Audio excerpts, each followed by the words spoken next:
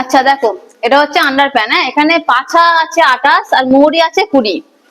তোমাদের এর আগে আন্ডার প্যানটা করিয়েছিলাম 3টে মাপ দিয়ে, কোমরও ছিল, এখানে কোমর ছাড়া শুধু পাছা দিয়ে হচ্ছে। পাছার মাপ দিয়েও আমাদের করা যায়। কিভাবে করব না, পাছাটাকে প্রথমে 1/4 পাছা করে নিয়ে আমরা কোমরের মাপটা বার করে নেব। তাহলে 1/4 পাছা করলে 28 কে 4 ভাগ করলে 4 7 28 7।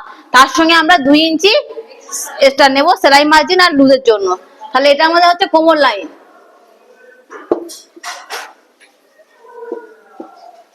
কোমর লাইনের সূত্রটা হচ্ছে 1/4 পাছা তার সঙ্গে 2 ইঞ্চি যোগ। আচ্ছা, এখানে 2 ইঞ্চিটা এক্সট্রা, এইটাকে বলা হয় হাই লাইন। হাই নামানো বা আসন, আসন নামানো বা হাই নামানো। তাহলে হাই লাইনের সূত্র হচ্ছে 1/3 পাছা, যা পাছা থাকবে তাকে 3 ভাগ করব। তাহলে এখানে পাছা আমার 28, 28 কে 3 ভাগ করলে এখানে কোনো কিন্তু এক্সট্রা হবে না, 3 ভাগ করে যা হবে তাই। তাহলে 3 9 27, এখানে আছে 28, তাহলে 9 ইঞ্চি 1 সুত। তাহলে এটা আমার সূত্র হচ্ছে 1/3 পাছা। আচ্ছা, এই লাইনটা যা হচ্ছে আমরা এখান থেকে এটা একই মাপ নেবো, যে আসনটা নামালাম, এটা আমার কত হয়েছিল 7 8 2 9, তাহলে এটাও আমার কিন্তু 9 ইঞ্চি। এখান থেকে আমরা 2 থেকে 2.5 ইঞ্চি এক্সট্রা নেব। তাহলে এইটুকু আমরা 2 থেকে 2.5 ইঞ্চি এক্সট্রা নেব, নিয়ে আমরা এখানে শেপটা হালকা আলতো হাতে শেপটা দিয়ে দেবো। এখান থেকে 1 ইঞ্চি তুলে শেপটা দিয়ে দেবো। তাহলে এইটুকু আমার কমপ্লিট হয়ে গেল। ঝুলটা কত নেব,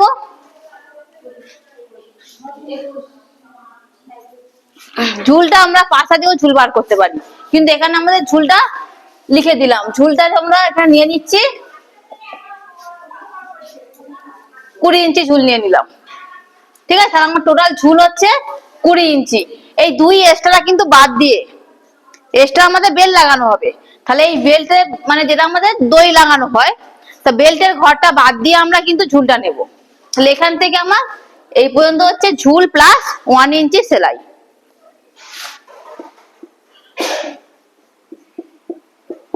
ইঞ্চি, তাহলে এইটুকু কমপ্লিট হয়ে গেল। এবার এই মুহুরি কত নেব না, মুহুরি আমার আছে 20, তাহলে 20 কে অর্ধেক করলে কত হবে 10। 10 এর সঙ্গে আমরা ফেসেই 1 ইঞ্চি সেলাই মার্জিন নেব। তাহলে আমরা এখানে হচ্ছে 11, তাহলে হাফ মুহুরি প্লাস 1 ইঞ্চি। তাহলে এর সূত্র হচ্ছে হাফ মুহুরি প্লাস 1 ইঞ্চি, টোটাল 11। এবার আমরা এখান থেকে এটা সেভ করে জুড়ে দেব।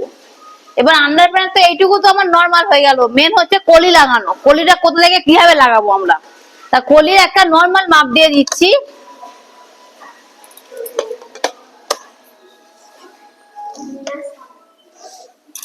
কলির নরমাল মাপ হচ্ছে আমার এই এটা চওড়া থাকবে, এটা হচ্ছে 7 আর চওড়া থাকছে 3।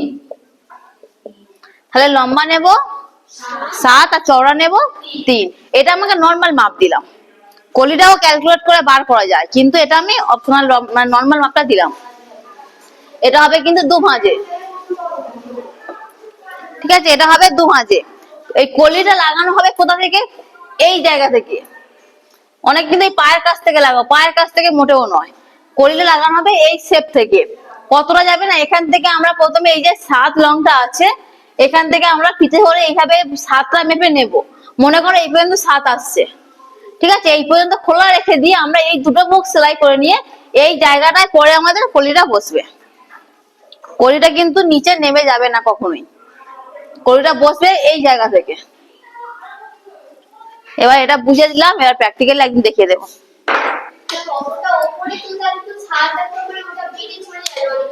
কোনটা